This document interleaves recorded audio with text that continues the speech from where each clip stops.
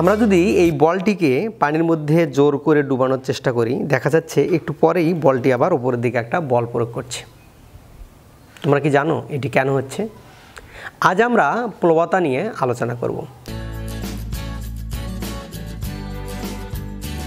এই পরীক্ষণটি করার জন্য লাগবে আমাদের রাবার ব্যান্ড, একটি আপেল এবং একটি টেনিস বল।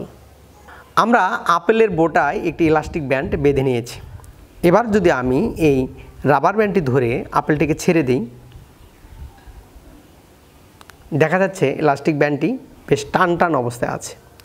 একই কাজ যদি আমরা পানির মধ্যে করি, এখানে দেখা যাচ্ছে রাবার ব্যান্ডটি কিন্তু সংকুচিত হয়েছে, উপরে তুললে আবার টান টান অবস্থা তৈরি হয়েছে, সংকুচিত হয়েছে।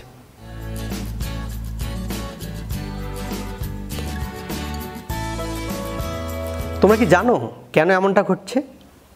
কারণ ডুবন্ত অবস্থায় ফলটির উপরের দিকে এক প্রকার বল প্রয়োগ করছে,